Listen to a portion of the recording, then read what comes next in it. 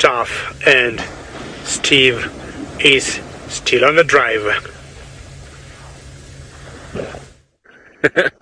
David is stealing the show this afternoon, and Chitwa wins the day, it seems. But never fear, we were busy looking here at a crested francolin, but you can't see him anymore because he's too camouflaged.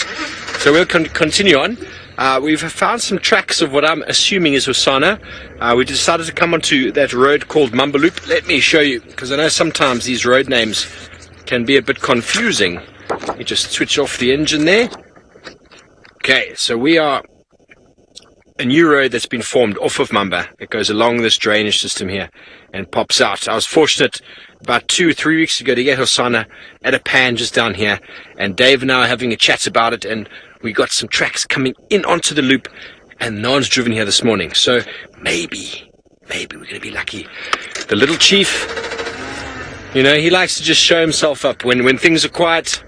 Little chief comes out, just like that. Little chief Hosana, 2-year and about 3-month-old leopard. He's a very good friend of mine. Very, very good friend. And obviously, with David doing all the hard work and finding all the animals that side, it's left us time to drive and drive and drive. And Herbie is now calling me. Herbie standing by. What a lovely gentleman Herbie is. Yeah, I think it's Hosana's Konzo. I'm on Mamba Loop, just headed east at the moment.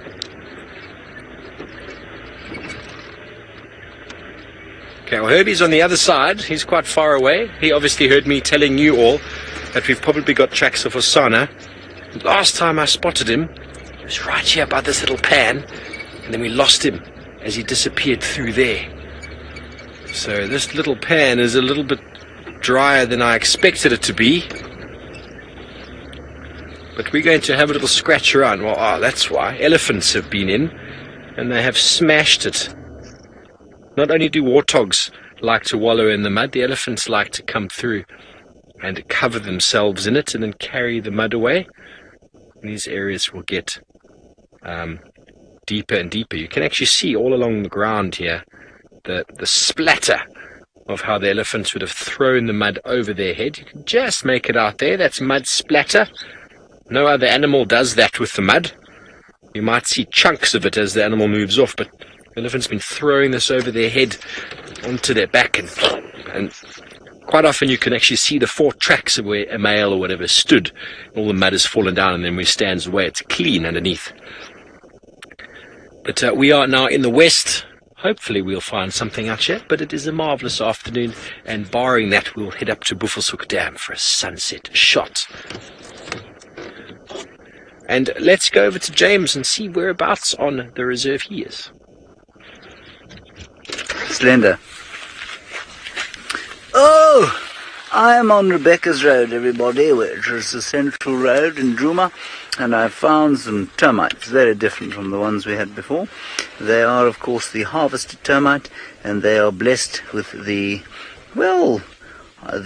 pigment of melanin in their skins, which of course allows them to work in the day, in the hot African sun, unlike most of the other termites, which must operate at night. Now, interestingly, I don't know where their home is, and I have a nasty suspicion I've sat on it. You see how they've gone completely still, and that's because they know that something's up there, know that they've been spotted.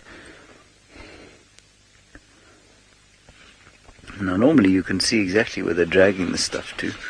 I hope I haven't destroyed their little home. No, I haven't. I'm sure it's up here somewhere. And you'll find the entrance is covered in little sticks. I think these guys must be very brave outliers who have moved quite far. Anyway, it'll be in here somewhere. They don't grow mounds, build mounds. Nothing grows a mound. That is the harvester termite. Alright, here we carry on here. The fruitless search for anything with a heartbeat continues.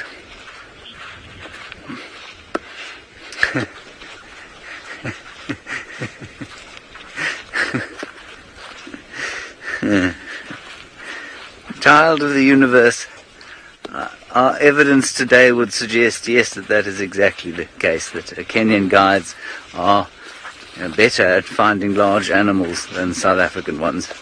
2 South Africans have managed to find between them, I think the mammal count is 1 waterbuck that Stephen found, and the Kenyan guide has managed to find elephants and hippopotamus, kudu, nyala, I think he had some impala at one stage, warthog, 6 or 7 species of mammal. So obviously, yes, Kenyans are better at this than South Africans. And the giraffe, yes.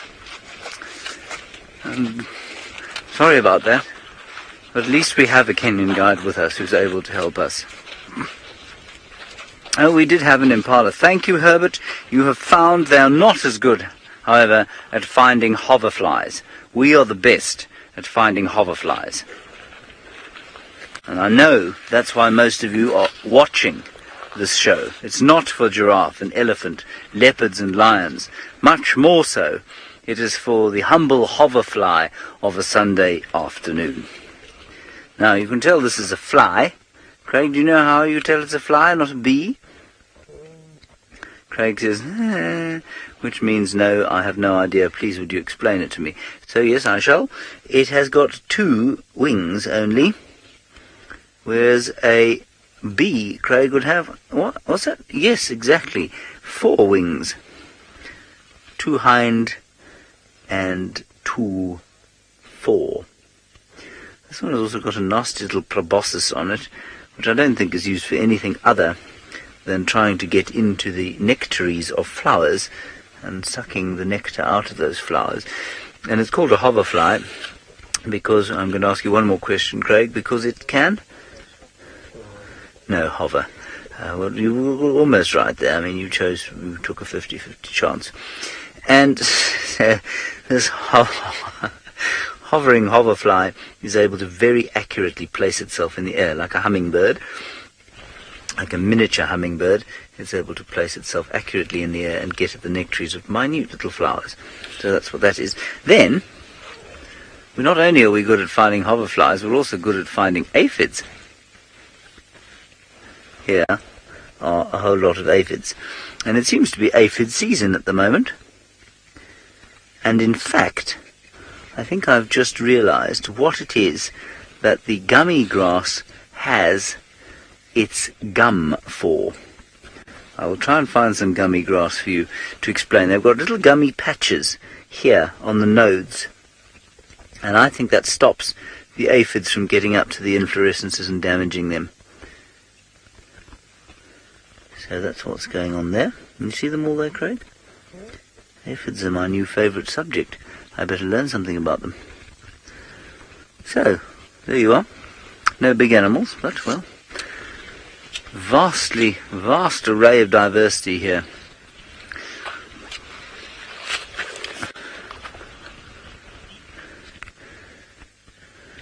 Kirsten, please go again for that question from Cheeky Geeky Beth. As far as I heard it, it was how many insects will glow in the dark if a black light shines on them? I don't know. Oh, like a UV light. Okay. I don't even know what a black light is. You must mean a UV light, do you? Well, if it's a UV light, then I am going to say probably very few insects, but of course all the scorpions will shine under the influence, shine green under a UV light. I don't know of any insects that will. I feel like there might be some, though. I don't know of any, Cheeky Geeky Beth, but it's possible there are some. All the scorpions will shine under the influence of UV light, however, which I've said before. That's to cover over the fact that I don't know if there are any insects that do. But I was also just having a little read again about glowworms and their ability to produce, of course, cold light, which science has yet to replicate, apparently. Okay, let's go back to the guy who can find animals, I'm told that's where we're going, by Kirsten.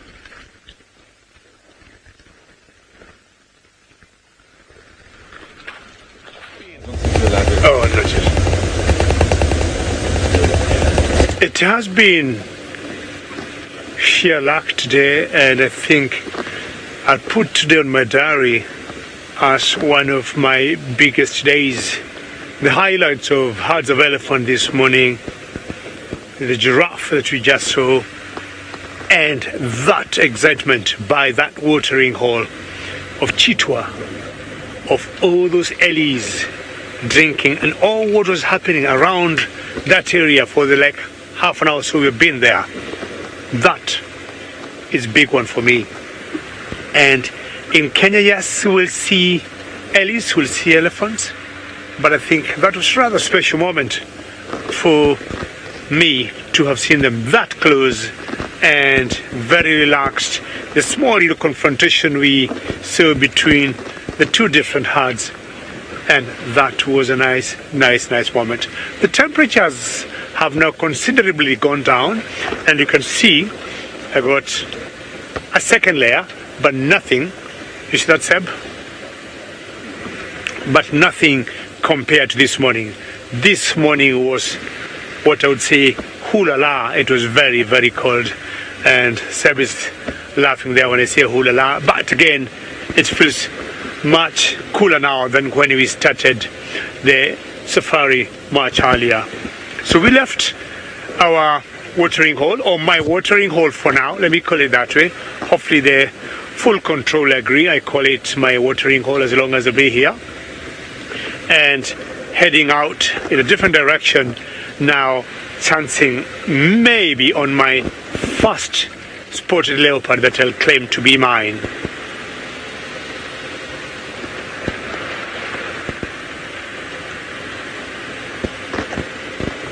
James is not tired of insects today, being a Sunday.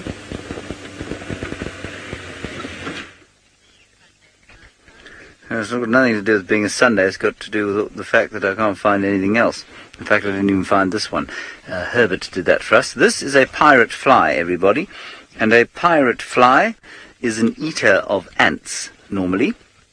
And also, I'm told reliably by Herbert, it is parasitized by the cordyceps fungus. Now, for those of you who don't know what the cordyceps fungus is, it is, of course, an endoparasitoid found mainly on insects and other arthropods. They are thus entomopathogentic fungi. I'm obviously reading that right now, as opposed to, remembering it. But basically what it will do is eventually explode out of the fly, rendering it dead, of course. It'll come out in these kind of, you'll see the mycelia coming out of the fly, and these spores will be cast to the wind, and then picked up by another hapless pirate fly, hopefully not that one like Captain Jack. Now I think that they're probably sitting on these grass stalks waiting for flies. Not flies, ants. Possibly even the drop-tailed ants. And they've chosen a very specific species to sit on. They're sitting largely on this Diheteropogon contortus, or speargrass. See over here, Craig? Here is a gathering of the Diheteropogon contortus. And that's what it looks like once it's shed all of its seeds. Beastly fly. This looks like a really nasty fellow.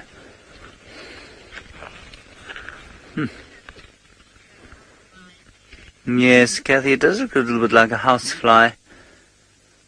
I'm not entirely convinced of Herbert's identification here. I will clarify with him. He's walked off now. But I think it could easily be a pirate fly.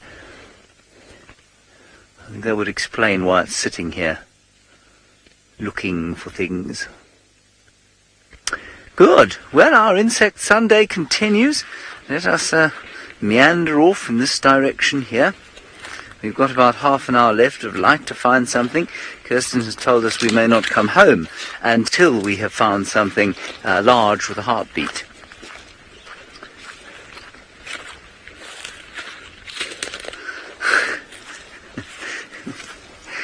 I have told the story of my hat, Cecilia, and it's really not my fault that I have a hat that looks like this.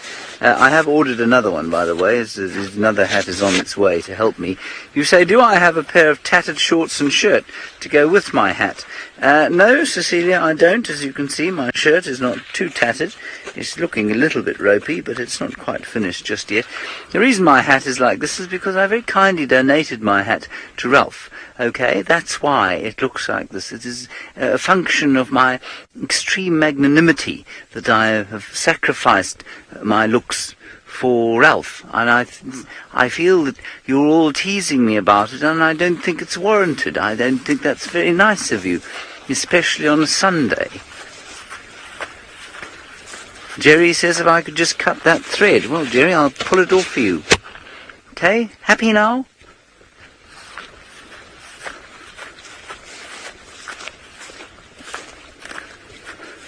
Come on, Craig. No one appreciates us, or our flies, or our hymenopterids, or anything else that we find here. Let's go to Steve, who's found something that anybody could find.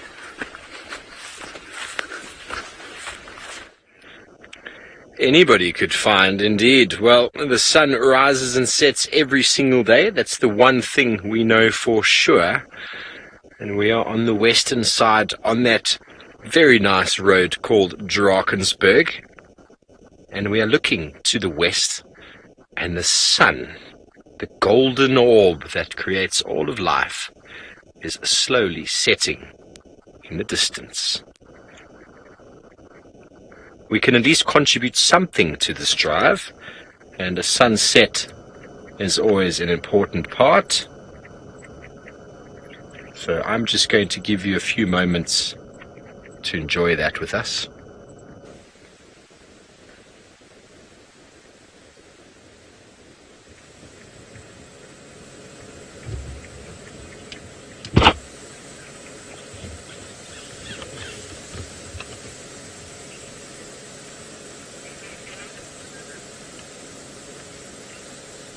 Few birds calling in the distance.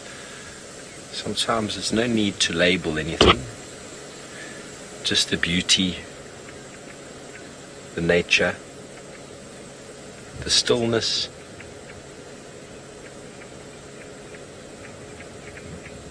Have a thought for all those animals that are about to be shrouded in darkness, where all the predators come out to play.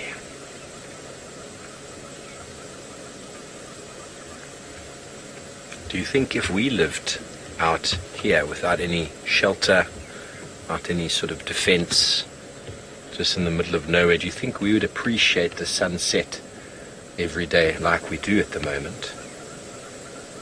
Imagine what we think of the sunrise. We'd be so excited about that. We're doubly excited about the sunrise as the light shows itself, and the setting of the sun would herald some craziness.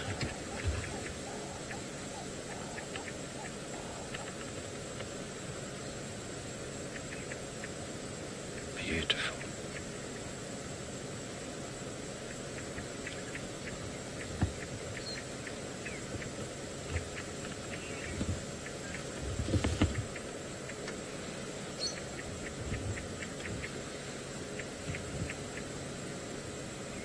Just soaking it all up. Another day in the African savannah. What did all of you do with your day? Did you make the most of it? That's all the life we have, is just the rising and setting of suns. How many of them in our life do we have? How many tasks do we achieve? Do we appreciate what we have?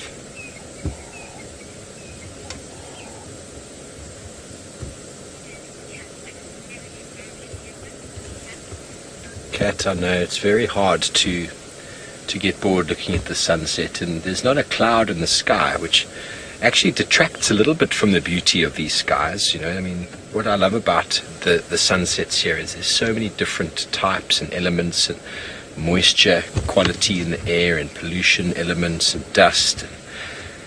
Everyone is different, everyone is unique. You can take thousands of pictures and not a single one will be the same.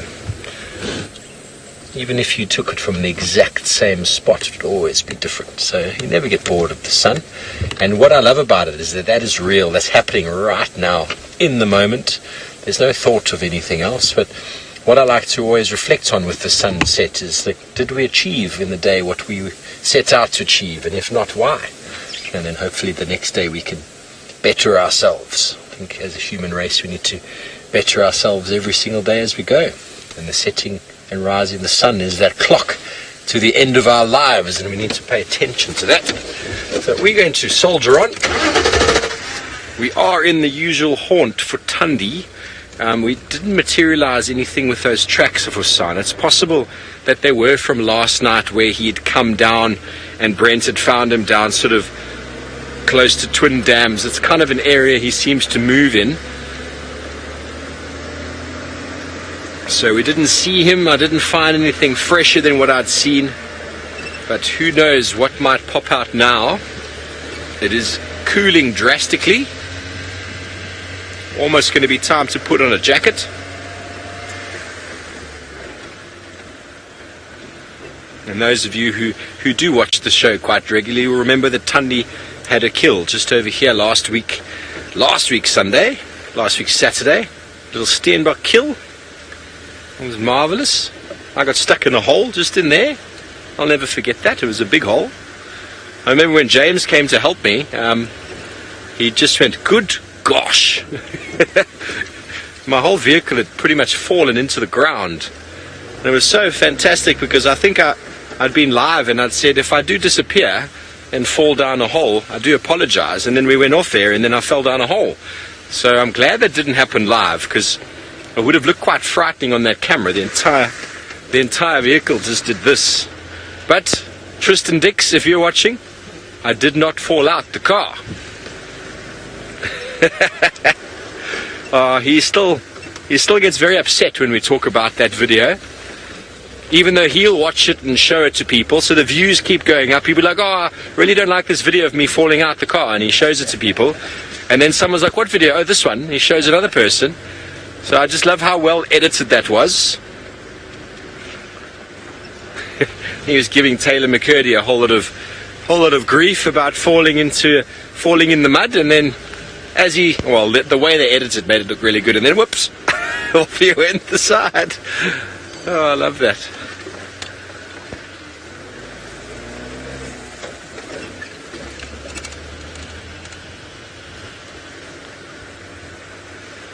Can you say that again? Which animal is the most free? What did you say? Friendliest? Samad, cheetah are a very sort of adaptable animal, and cheetah get very relaxed to people.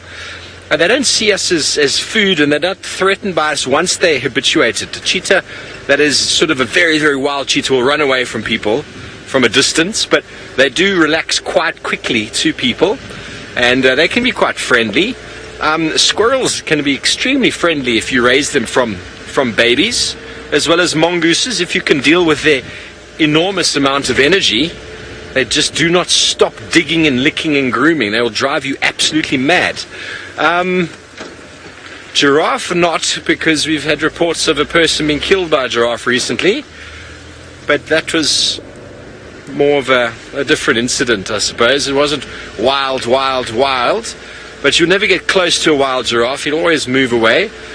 I'm thinking, Nyala become quite habituated. They get very used to living in camps and living around people, but you'd never be able to go and touch it though. So none of these animals are, unless you rear them from youngster, is something you can walk up to and go, hello animal, let me touch you. No, it doesn't work like that, but they lose, a lot of them don't have a fear of us if they get used to you, and they can get quite sort of habituated, and I wouldn't say friendly in the manner that they make you tea or come over for scones or anything like that, but they will definitely get quite used to and stay close by.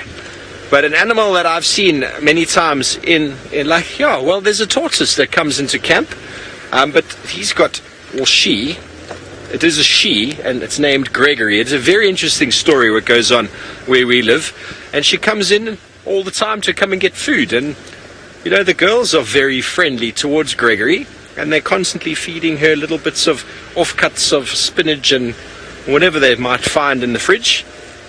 and she's the friendliest tortoise I've ever seen. But then there is an ulterior motive. So, wild animals, essentially, you could never really call them friendly. Like, I've seen people that have had habituated warthogs that come really close into camp, but they're very powerful animals with very dangerous tusks. And if that animal decides one day just to give you a bit of a bump, it's going to hurt and could potentially kill you, especially if it cuts you on the leg, on a femoral artery or something. So by no means should anyone try and habituate animals to the point where you can touch them all the time. That I don't think is 100% needed out here. But people do take in orphaned animals and they will become quite sort of accustomed. I know that close to Hoedspruit there's Jessica the hippo, that is a world famous hippo that people come and visit, and she sleeps inside on a bed. And I don't know, I'm afraid of hippos. It just takes one bite to cut me in half. So you don't want to have a disagreement with that friendly animal because you will lose. But each to their own.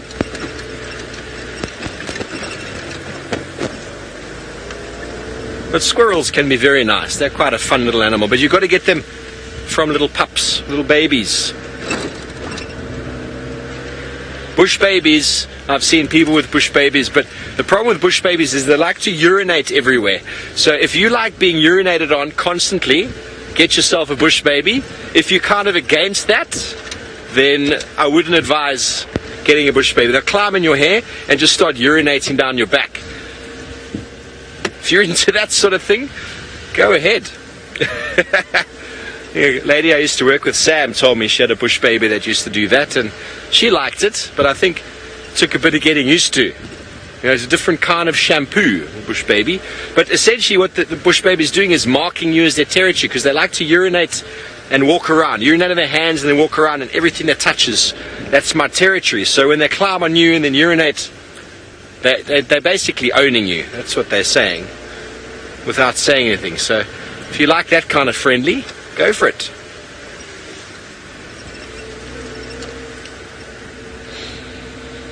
I love this time of year as the weather changes and the air, just there's a different flavor to the air. And talking about friendly things, let's go over to James Henry.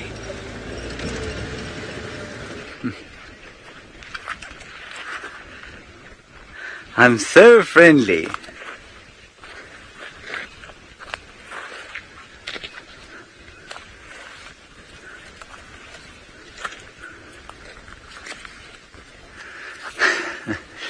I'm afraid all I have to show you is this russet bush willow, which Steve showed you earlier today.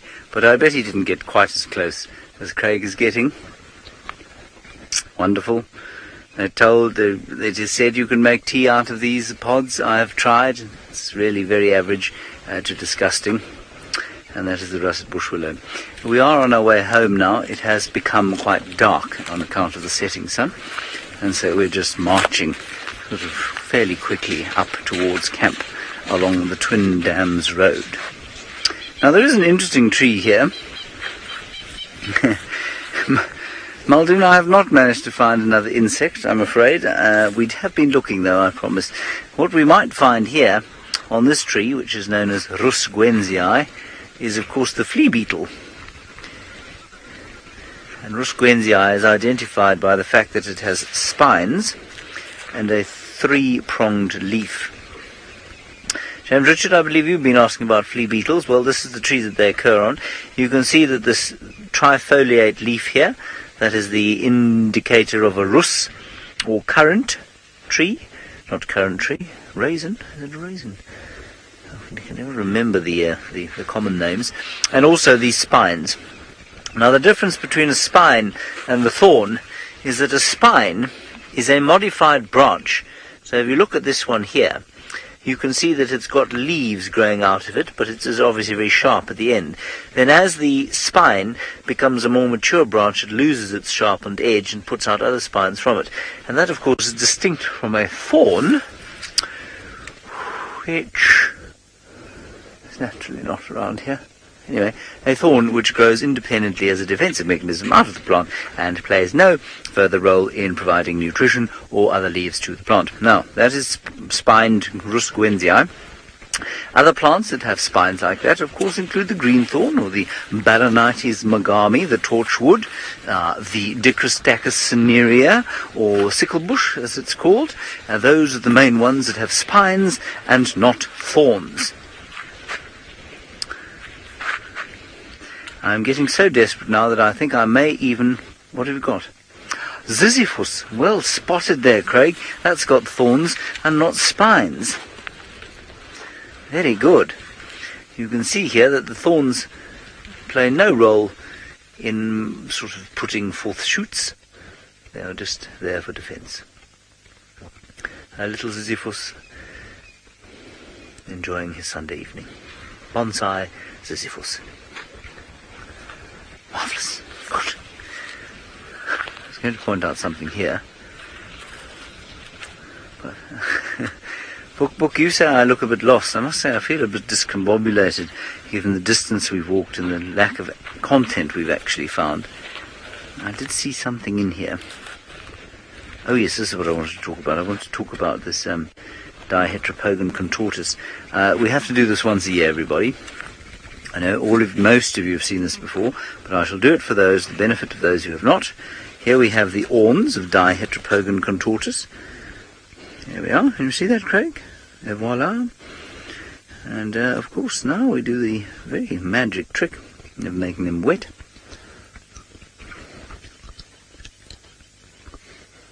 Why not just stab oneself in the palate? Now, Kirsten, it does not taste like cheesecake.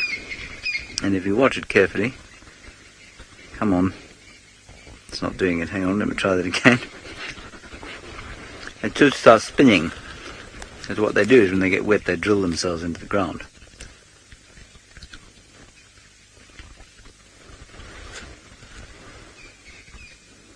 Is it turning? No. The only non-turning Diheteropogon contortus. This is a fantastic magic trick, as Kirsten says. The seed is right on the end there. And the awn will kind of drill into the ground, and the seed will then germinate. I've always been very good at magic, as you can see. I'm very good at card tricks. I have 2 fantastic card tricks. We're going to make our way home as the sun has gone now. Let's see if David can find himself a nocturnal animal.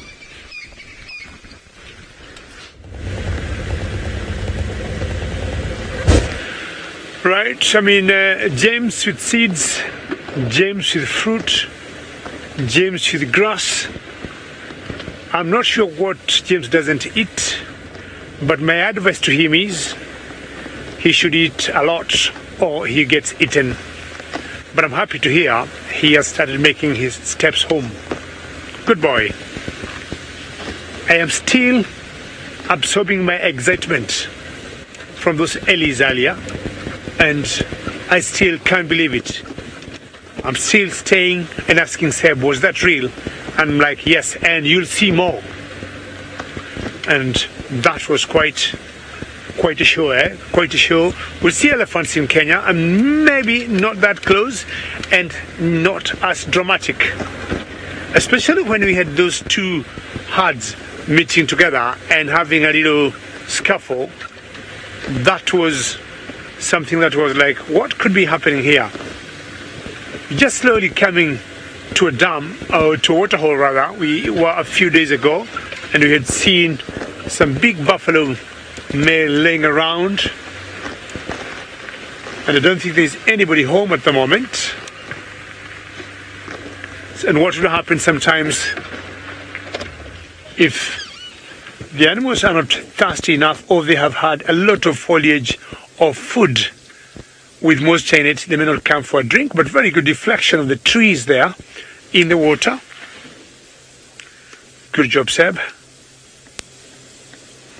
And you can hear the silence now.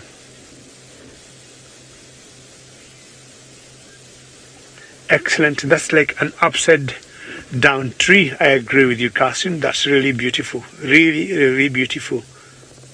as the light is fading out slowly, the beauty does not stop in the wilderness.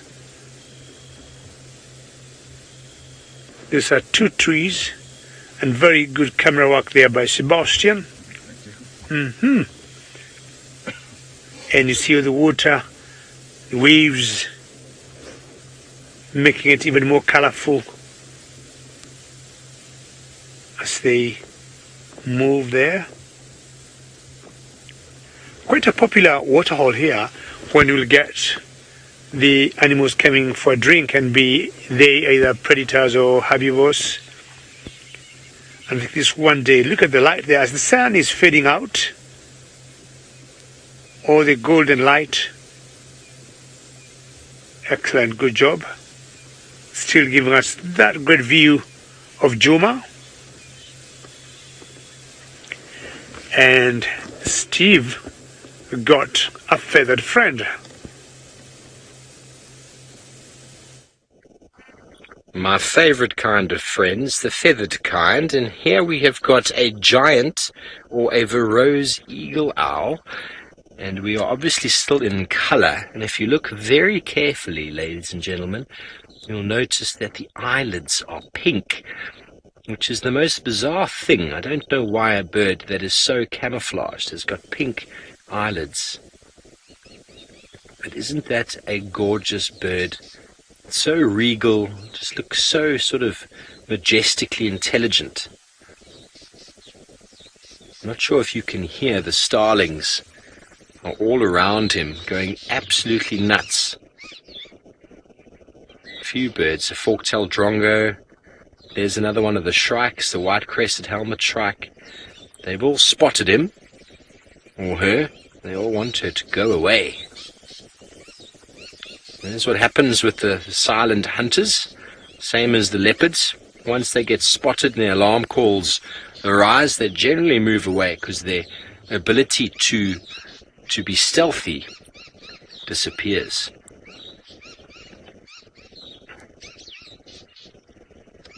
It's looking at that shrike going, come on, come a bit closer. But these are creatures of the night.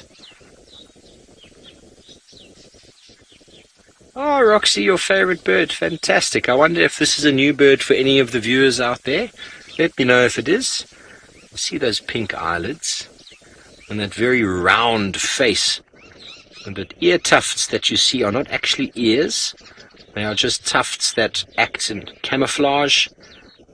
A little bit of a toilet break. The ears are actually on the side of the head at different levels, and the sound comes into the face to that facial disc and runs off the face at different speeds to the ears on the side of the head, which are different sort of hemispheres on the side of the head, and they can hunt in pure darkness with sound, triangulating the movement of an animal on the ground. Look at those eyelids. Fantastic. I saw one of these taking off the other day, just after the show ended, with the scrub hare perched in its talons, and it was a small scrub hare, but it definitely had a very painful or quick death. If you can see those marvelously powerful claws attached to the branch there. Beautiful regal. There we go. The fork-tailed drongo is giving him a little bit of a hard time.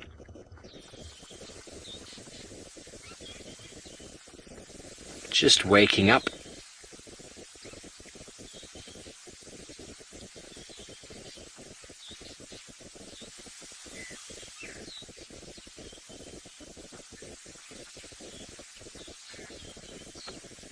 Mrs. Lapwing, the meals for these things can be anything from scrub hares to small birds to rodents.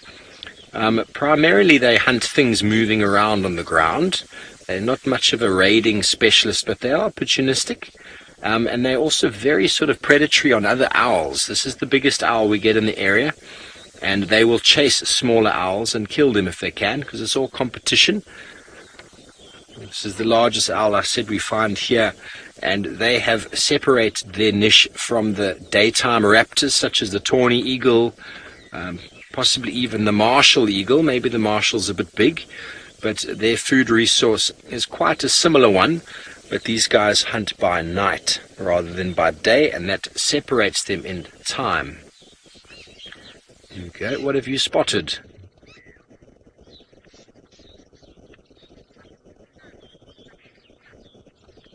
Fantastic, Karen. If you didn't get the name, it is a giant eagle owl or a Verreaux's eagle owl. And it is we get two of the largest owls in the savannah. One is the Pell's fishing owl, which is very closely associated with water and permanent rivers. And then you get this one, which is the more common throughout the low veld and the most sort of aggressive towards other raptors of the night. And to even take a Franklin that you can hear shouting there, they've probably spotted it as well, and they're not happy. The alarm calls often bring all the birds together. They've spotted the predator, and it's best to be alert and shout at it so that it doesn't attack you, because generally predators don't attack things that are aware of them because it's difficult. They want to save as much energy as possible and be that stealthy, silent hunter.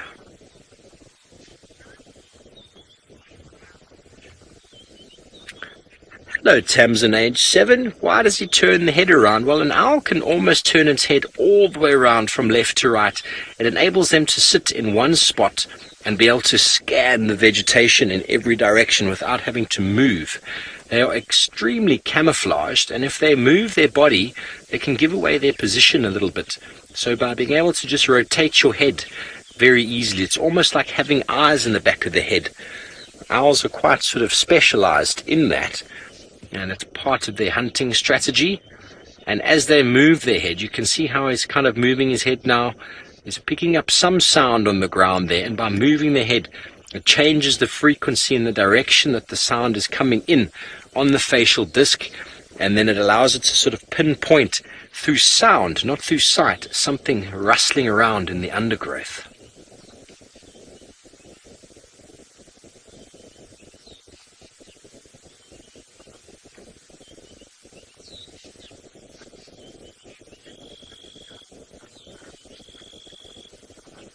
Beachman, how many owl species do we find in South Africa? Well, there's the Verreaux's eagle owl. There's the Pell's. Oh, sorry. Are these owls only found in South Africa? Well, they're in Africa. I don't know how far north they extend. I can have a quick look.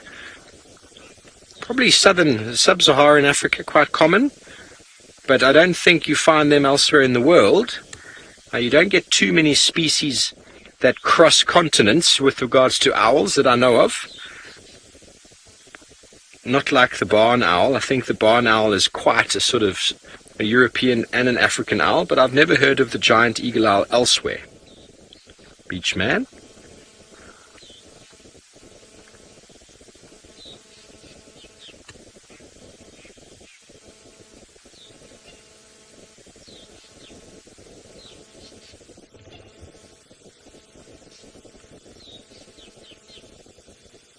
You can hear the fork-tailed drongo shouting. And some hippo in the distance. We're not far from Buffelshoek Dam now.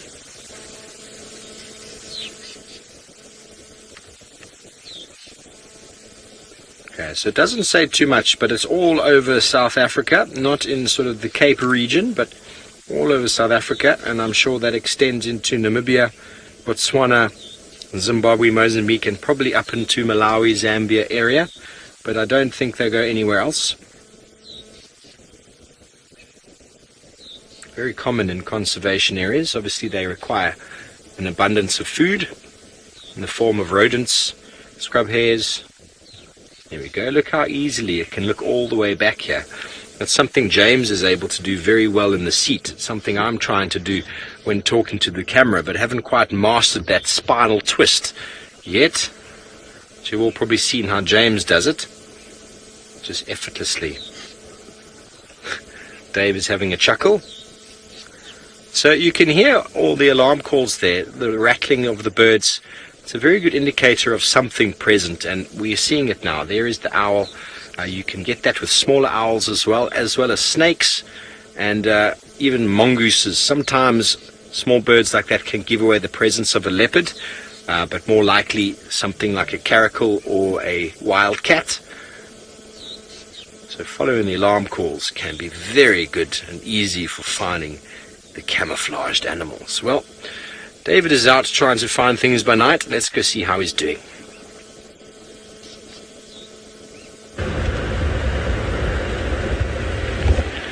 Right, when it gets dark like this, it's time to look for the nocturnal animals. If it was in Kenya right now, we'll be right back in the camp. As soon as darkness comes in, back home. This is different. I love this. I want to be out here in the darkness and using to spot. And Seb has told me there are two things they look for mainly are chameleons, excuse me, scrub hares, but still, if you're lucky, would see our spotted friends. And I'm hoping that will happen, and I'm here. Let's see how our luck goes like. Our lights are on. We have changed everything now.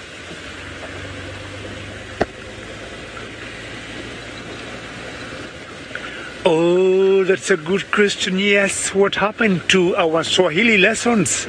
Yes, Casti, I haven't done. I think I did one in the morning, not very sure, but that doesn't mean I cannot do another one. And let me see, I don't know what the viewers would like to know today, as you know, on our sunset drive, or do I give them one word today at random of my choice? And let me see what I want to give them. It's a simple one. Yes, let me hear what the viewers have. One in my mind.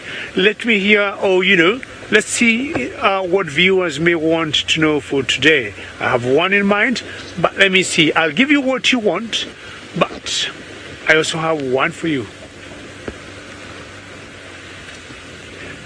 And we're using our torches now, chancing on anybody coming out. There are those animals whose life starts in the darkness like now, scrub hares.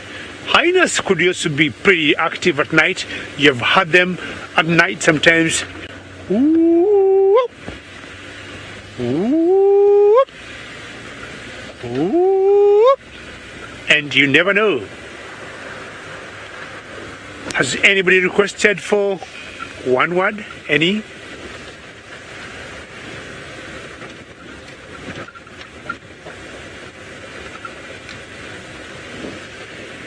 Maybe you'd want to know two names of the elephant in Swahili. Number one will be the Tembo. Tembo. Tembo. And the second one will be Ndovu. Ndovu. Ndovu. So maybe you can keep either of those two, or you can keep both. Our torches are out, looking very, very hard, and definitely the classes or the Swahili lessons will continue again tomorrow. As we are having a look on the chameleons on the trees,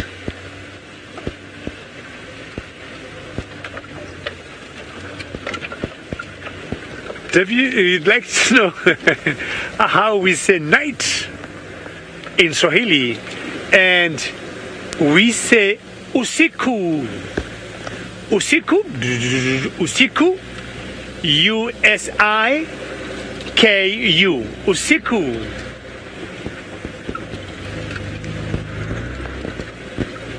All right, so you got two words there. You got the elephant, you got the night.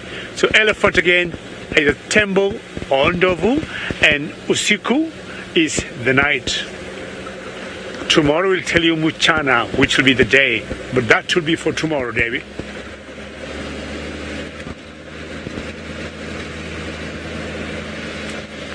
Very exciting to use the lights at night, eh?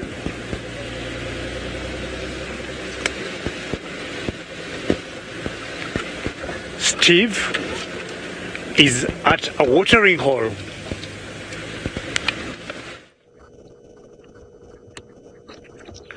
We are at Buffelshoek watering hole, and we got here a little bit too late to check on the geese. I'm not sure if anyone checked on them this morning. I was off. Did you see this morning? Yeah, all 7. All 7 this morning. Fantastic news. And here are the hippos.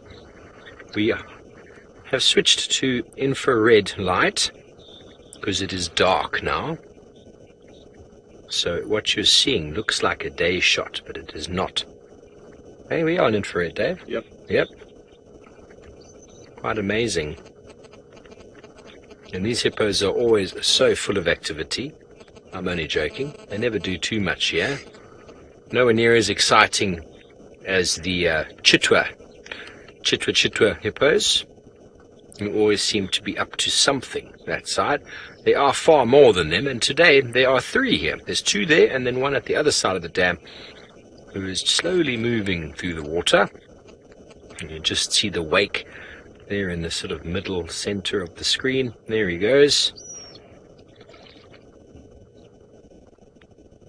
The sound of the water thickening in the background, that very high-pitched whistle.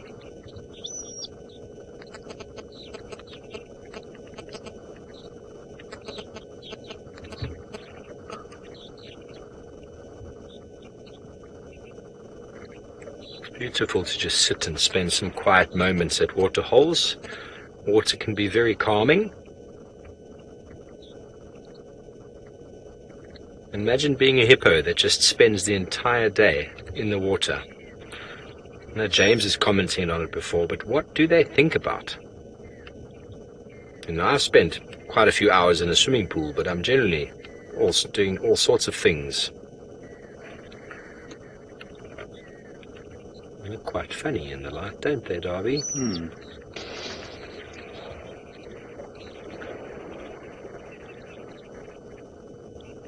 Oh, there's a yawn. Ah, marvellous, Darby. And that's just the youngish hippo. Angie, crocodiles go in and out of the water depending on the temperature. If they are cold, they'll go out the water. If they are hot, they'll go in the water. So it really depends on what's going on with them and what they need. So you quite often find them sunning themselves in the day, but if in winter, if the water's cold and the outside temperature's warmer or vice versa, they will regulate themselves by using the water or the sun or the bank or whatever it might be. So it all depends on what's going on with them. And hippos are actually quite similar in that regard, and that's how they're able to eat so much less food than animals that are very similar size. A white rhinoceros is equivalently the same size as a hippo, but yet the hippo feeds on 1/3 of the amount of grass required. You might ask yourself, how is that possible? Well, the hippo spends its days in the water, and it uses the sun and the water to regulate its temperature rather than us and the rhino who need metabolic energy for controlling the temperature.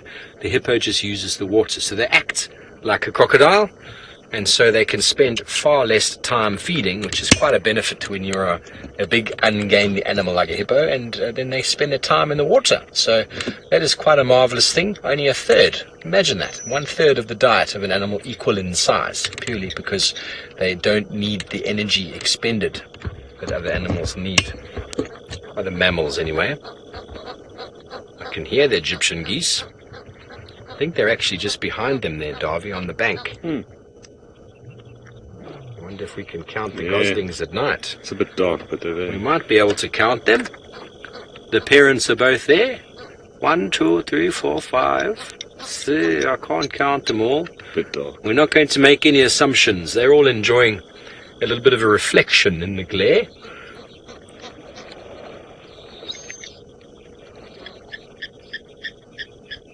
And blacksmith lapwing calling. So like the owl, the hippos will be emerging soon to take to the wilderness for their nightly foraging.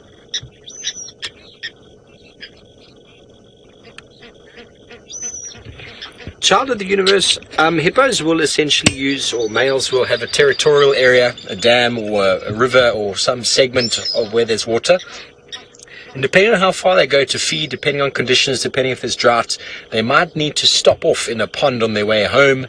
So you can quite often find hippos in a different pond than the one that they normally occur in, purely because they've maybe had to travel further distances to get to where they need to feed. But generally you'll get males that will find an area that is suitable for them. It obviously needs to have adequate water that lasts through the dry seasons and adequate feeding, and that territory will attract the females. And obviously the strongest male will have the best area and attracts the most females, and will then obviously sow his seed and have more youngsters, and that genetic trait will follow on. But yeah, hippos can move and they can go, and it all depends on moisture and the availability of rainfall, and do dams dry up. For example, there's been hippos recorded in Djuma Dam, and there's no hippos there at the moment because there's no water. So they have to move in response to the water, and there was a big issue in the Kruger with the drought in the last 2 years, and a lot of hippos died because water was very, very minimal and they weren't able to submerge themselves. So we talk about the rhino and the hippo. The thing is, rhino can still survive without having permanent water. It needs to drink, of course, but it doesn't need to submerge itself, whereas the hippo, in all of its evolutionary adaptations to feed far less than the rhino, if it cannot submerge itself in water, it'll perish. That is the way it works. They're very sensitive to the sun, and so that's the one thing that restricts hippos' movement, is permanent water. He agrees.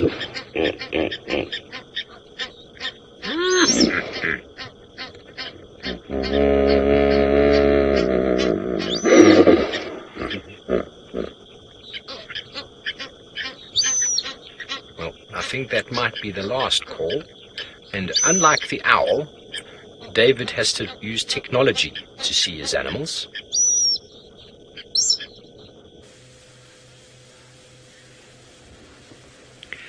Yes, with all the calls going out here at night, either the big birds of prey like the owls, it is another new revelation, another new beginning for me in my life to do a drive using infrared.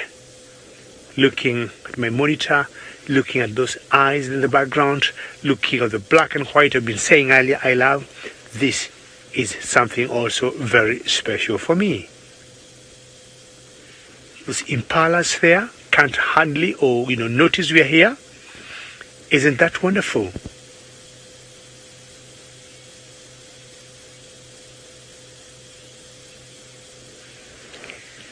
And just to seeing them there minding their business, not knowing, not worried by our presence, it's pretty special. And Aiden, you'd like to know whether impalas ever break their horns. Yes, the males occasionally will do that, and this time around when they're fighting for the mating rights or to have the girls within their area, sometimes they go for each other, and when they do that, sometimes they fight, and occasionally then the fight are fat or the fight are so bad, and if one mistimes or doesn't get or is hit so badly, the horn might break. And I don't know where Aiden you come from, but locally here, our antelopes and these particular impalas, once they lose that horn, that's the end of the story for that horn. But if I would guess where you come from, you see deers is different. Their horns will be shed, or once they lose them, they'll regrow them again in future. But for impalas, once they fight, as I said earlier, and they lose them, that's the end of story. Not once or twice, you might see an impala with one horn out there in the wilderness. Very good question, Aiden, there. I can see the love you have for the wilderness. Very quiet, they slow down eating, and now they'll do more of listening of what's happening out there because of the darkness. We get predators now, either like hyenas maybe, or leopards maybe wanting to come for them.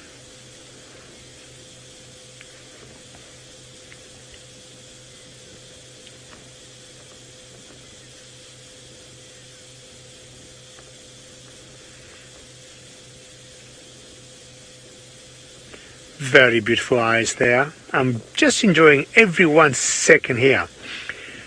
And as I continue to enjoy this, what a joy we had having you on board. We want to thank you very much for having joined us, and from all the team players out in the bush, in the full control. Remember, we shall be out here again on the sunrise game drive. Please remember to join us for another exciting game drive. From all of us, we're saying a very goodbye for now.